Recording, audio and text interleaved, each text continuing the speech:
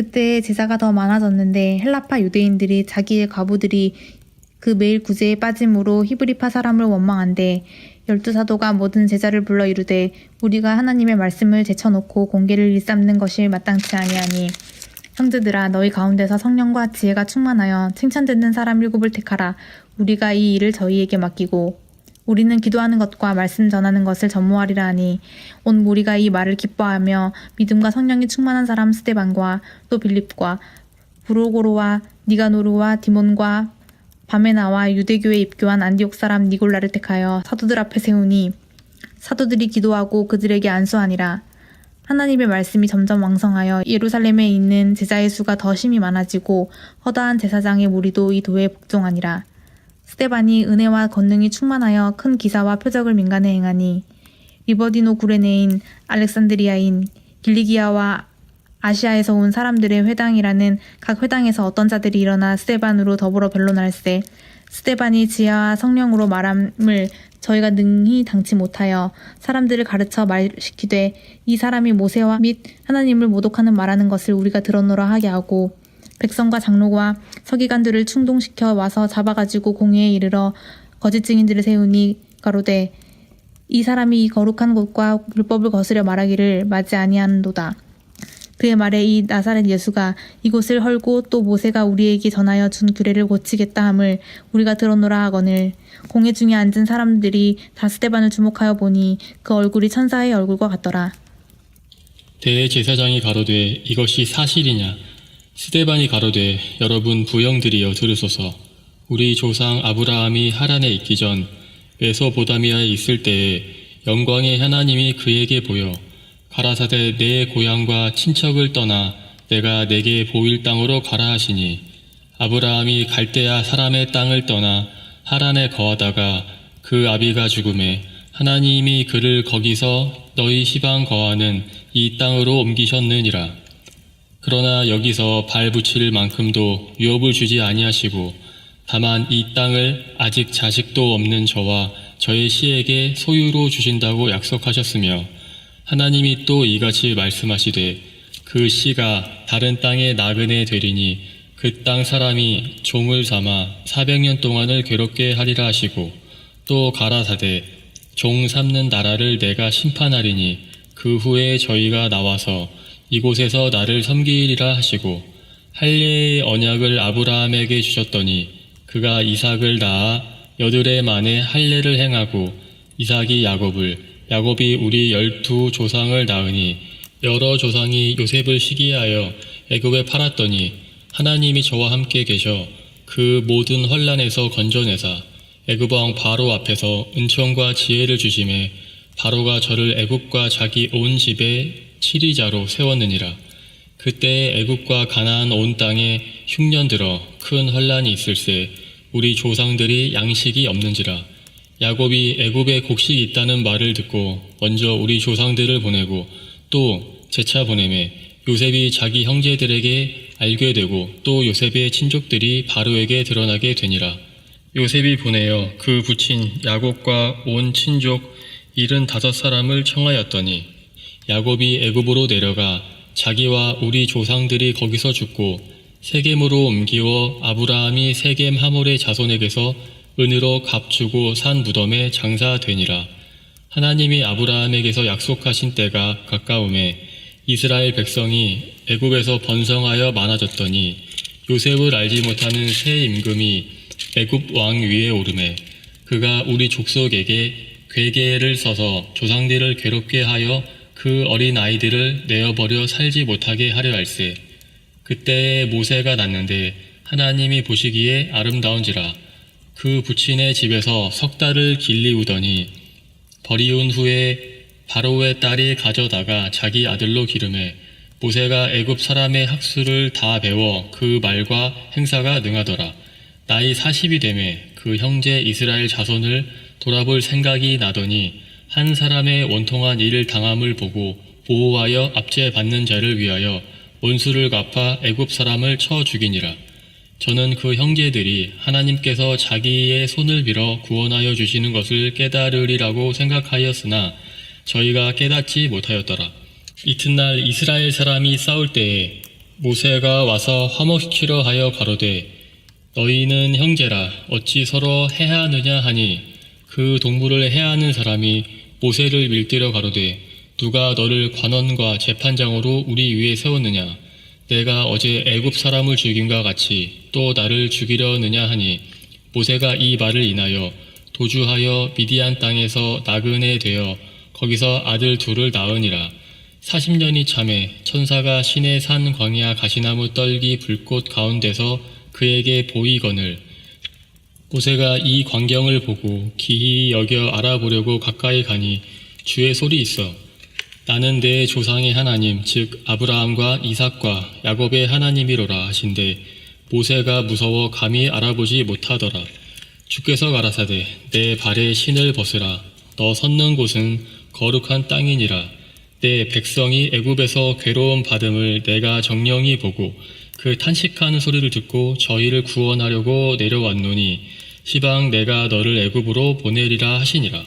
저희 말이 누가 너를 관원과 재판장으로 세웠느냐 하며 거절하던 그 모세를 하나님은 가시나무 떨기 가운데서 보이던 천사의 손을 의탁하여 관원과 속량하는 자로 보내셨으니 이 사람이 백성을 인도하여 나오게 하고 애굽과 홍해와 광야에서 40년간 기사와 표적을 행하였느니라. 이스라엘 자손을 대하여 하나님이 너희 형제 가운데서 나와 같은 선지자를 세우리라 하던 자가 곧 이 모세라. 시내산에서 말하던 그 천사와 및 우리 조상들과 함께 광야 교회에 있었고 또 생명의 돌을 받아 우리에게 주던 자가 이 사람이니라. 우리 조상들이 모세에게 복종치 아니하고자 하여 거절하며 그 마음이 도리어 애굽으로 향하여 아론더러 이르되 우리를 인도할 신들을 우리를 위하여 만들라.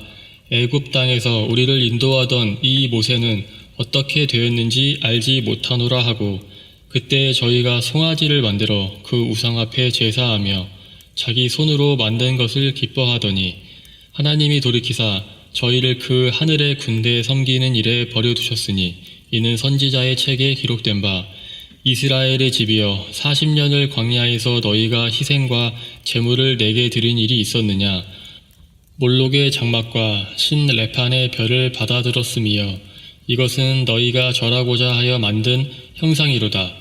내가 너희를 바벨론 밖에 옮기리라 함과 같으니라. 광야에서 우리 조상들에게 증거의 장막이 있었으니 이것은 모세에게 말씀하신 이가 명하사 저가 본 그 식대로 만들게 하신 것이라.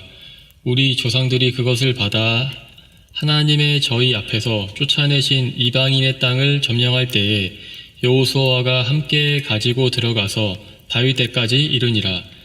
다윗이 하나님 앞에서 은혜를 받아 야곱의 집을 위하여 하나님의 처소를 준비케 하여 달라 하더니 솔로몬이 그를 위하여 집을 지었느니라. 그러나 지극히 높으신 이는 손으로 지은 곳에 계시지 아니하시나니 선지자의 말한 바 주께서 가라사대 하늘은 나의 보좌요 땅은 나의 발등상이니 너희가 나를 위하여 무슨 집을 짓겠으며 나의 안식할 처소가 어디뇨 이 모든 것이 다 손으로 지은 것이 아니냐 함과 같으니라. 목이 곧고 마음과 귀에 할례를 받지 못한 사람들아 너희가 항상 성령을 거스려 너희 조상과 같이 너희도 하는도다.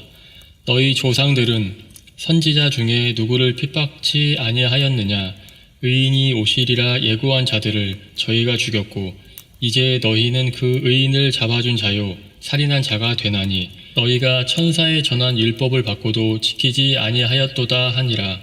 저희가 이 말을 듣고 마음에 질려 저를 향하여 이를 가일거늘 스데반이 성령이 충만하여 하늘을 우러러 주목하여 하나님의 영광과 및 예수께서 하나님 우편에 서신 것을 보고 말하되 보라 하늘이 열리고 인자가 하나님 우편에 서신 것을 보노라 한데 저희가 큰 소리를 지르며 귀를 막고 일심으로 그에게 달려들어 성 밖에 내치고 돌로 칠세 증인들이 옷을 벗어 사울이라 하는 청년의 발 앞에 두니라. 저희가 돌로 스데반을 치니 스데반이 부르짖어 가로되 주 예수여 내 영혼을 받으시옵소서 하고 무릎을 꿇고 크게 불러 가로되 주여, 이 죄를 저들에게 돌리지 마옵소서. 이 말을 하고 자니라. 안녕하세요. 백만인 성도 여러분. 오늘은 5일차입니다. 오늘 멈춤과 집중, 사도행전 6장, 7장 내용입니다. 어제 그 사도행전 5장에서 사탄의 공격에 대한 이야기를 나누었습니다. 사탄은 교회의 거룩성과 순결성을 공격하고 또 교회의 지도자들을 공격한다 라고 했는데, 오늘도 그 사탄의 공격 두 번째로 6장 7장에 나오는 내용들을 보려고 합니다. 이 사탄은 교회를 분열시키려고 공격을 합니다. 그래서 6장에는 어떤 일이 있었냐면, 헬라파 유대인들이 자기들의 과부들이 그 구제하는 데서 빠진 것 때문에 화가 났어요.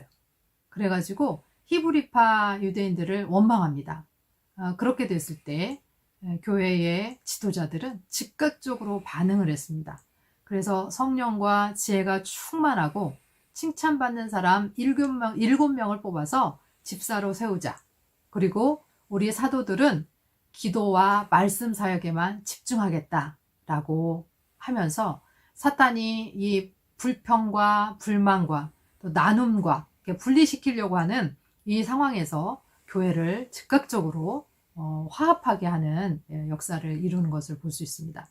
사탄은 언제나 교회를 분열시키려고 분열을 조장하고 공격하지만, 말씀은 점점 흥왕하여서 제자들의 수가 점점점 많아졌고, 심지어 제사장들까지도 예수님을 믿는 제자의 수로 들어왔다라고 성경은 기록합니다.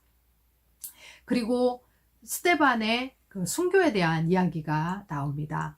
스데반은 7 집사 중에 은혜와 능력이 충만해서 기적을 많이 행했다라고 기록하고 있는데, 이때 스데반이 자유민들이라고 하는 단어를 쓰는 리버디노라고 하는 단어를 씁니다. 그것을 번역했을 때 자유민들이라고 할 수 있는데, 이 자유민들은 어떤 자유민들이냐면 종으로 있다가 자유를 얻은 유대 사람들의 집단이라고 주석에는 나와 있습니다. 그 사람들이 스데반과 논쟁을 벌였습니다. 그런데 도저히 스데반이 너무 성령이 충만해서 지혜롭게 말하는 것을 당할 수가 없자 사람들을 선동합니다. 그래서 스데반이 모세와 하나님을 모독했다. 또 거룩한 성전, 하나님의 말씀, 율법을 모독했다 라고 하면서 나사렛 예수가 이 성전을 헐고 또 모세가 전한 율법의 규례를 뜯어 고칠 것이다 라고 말한다 라고 하면서 거짓 증인을 세웁니다. 스데반은 공회 앞에 담대하게 서서 천사 같은 얼굴로 복음을 선포하기 시작합니다. 그리고 아브라함 때부터 시작된 하나님의 언약의 말씀을 선포하고, 곳곳에 있는 하나님의 언약을 들어서 이스라엘의 역사를 설명합니다. 그러면서 솔로몬 스스로도 지극히 높으신 그 하나님이 내가 지은 이곳에 계실 수 없다라고 말했다라고 하면서, 예언자가 말하기를 하늘은 나의 보좌요 땅은 나의 발등상이니 너희가 나를 위하여 무슨 집을 짓겠느냐, 나의 안식할 처소가 어디냐라고 했다고 말하는 거죠. 그러면서 당신들은 목이 곧고 마음과 귀에 할례받지 못한 자로서 우리 조상들과 같이 언제나 성령을 거스린다 라고 하면서 비판합니다. 이렇게 스데반이 비판을 하고 나오자 당시의 유대인들은 성전과 율법을 목숨처럼 여겼던 사람들이에요. 그들이 성전을 목숨처럼 여기는 이유는 어떠한 상황이 있더라도 성전 안에만 가면 해결돼, 제사만 지내면 해결돼, 이런 것들이 있었기 때문이죠. 그래서 성전과 율법에 목숨을 걸었던 이들이 7장 54절에 보면 그들이 이 말을 듣고 마음에 찔려 그를 향하여 이를 갈거늘 이라고 되어 있습니다. 여기서 마음에 찔렸다 라고 하니까 우리는 양심의 가책을 받았다 라고 생각하기 쉽지만 그런 뜻이 아닙니다. 여기서 마음이 찔렸다 라고 하는 것은 화가 치밀었다, 격분했다 라고 하는 의미입니다. 그래서 이들은 너무 격분한 나머지, 화가 치민 나머지 이를 부득부득 갈면서 어떻게 이 사람을 죽일꼬 라고 한 거죠. 스데반은 성령의 충만으로 온 우주를 다스리는 메시아, 또 예수님이 하나님 우편에 서신 것을 본다고 합니다. 그들은 보라, 하나님 우편에 서신 메시아 예수 그리스도다 라고 하는 소리를 듣고 이게 바로 신성 모독이지 라고 하면서 일제히 달려들어서 스데반을 돌로 쳐 죽였습니다. 그때 이 스데반의 죽음 앞에 증인이 되었던 사람이 우리가 잘 아는 사울이라는 청년입니다. 스데반은 돌에 맞아 죽었습니다. 그러면서도 예수님처럼 자기를 향해서 이 나쁜 짓을 하는 사람들의 죄를 용서해달라고, 그들의 영혼을 불쌍히 여겨달라고 용서를 빌면서 하나님 앞에 올라가는 것을 볼 수 있습니다. 여러분, 사탄은 교회를 분열시키고 또 교회 지도자들을 죽이고 핍박을 가하면서 교회가 무너지기를 원합니다. 그러나 아이러니하게도 박해가 심해지면 심해질수록 복음은 자꾸자꾸 퍼져나갑니다. 교회는 계속 성장해 갑니다. 요즘 교회가 성장이 둔화되고 멈춰있고 또 여러 가지 골마 터지고 이런 것은 어쩌면 박해가 없기 때문에 그렇습니다. 너무나 편하게 예수 믿으니까 예수 믿어도 그만, 안 믿어도 그만 이렇게 생각하는 것 같습니다. 여러분, 이 안전하고 평안함은 하나님께서 우리에게 주신 선물이지만 우리가 거기에 안주하고 나태하게 대해서는 안 될 것입니다. 순교의 피가 오늘날 교회의 씨앗이 되었습니다. 그래서 사실 우리도 그 스데반의 순교의 씨, 바울의, 베드로의 그 전도, 복음 전파, 이방인을 향한 마음, 그런 것들이 산을 넘고 물 건너 대한민국이라고 하는 곳에도 복음이 전해질 수 있었고 우리도 예수 그리스도의 자녀가 될 수 있었던 것입니다. 우리가 믿음 안에 있을 수 있었던 그 복음 전파하는 그 발걸음, 아름다운 발걸음을 기억하면서 오늘도 우리의 낮아짐과 섬김과 순교의 삶이 교회를 살리고 성장시킬 것을 믿고 더욱더 복음으로, 더 말씀으로, 더 기도로 나아가기를 축원합니다. 더불어 어떠한 공격이 와도 그것이 마치 내 목에 칼을 겨누는 것 같은 공격이 와도 능히 믿음으로, 말씀으로 이겨내기를 원합니다. 또한 교회를 분열시키고자 하는 사탄이 왔을 때 우리가 그 사탄의 계계를 잘 파악하고 하나 되게 하는 영, 또 그 사랑하게 하는 영으로 대처하고 나가기를 소원합니다.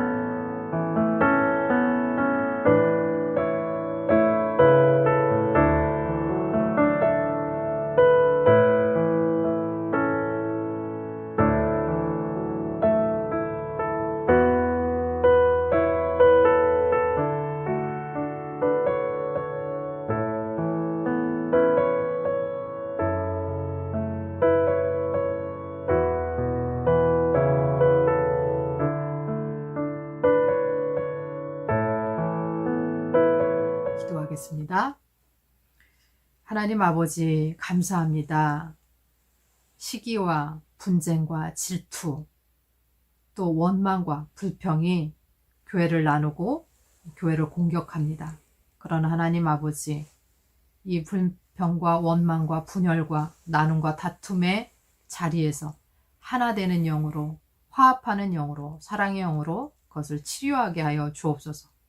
또한 아버지 하나님, 교회 지도자들을 죽이면서 교회를 분열시키려고 하고 교회 성장을 멈추게 하려고 하는 사탄의 음모 속에서도 오히려 이 순교의 피가 교회의 씨앗이 됨을 고백합니다.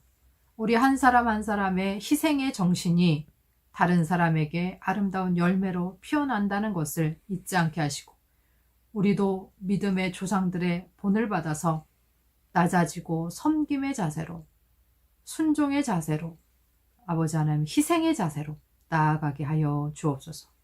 예수 그리스도의 이름으로 기도합니다. 아멘.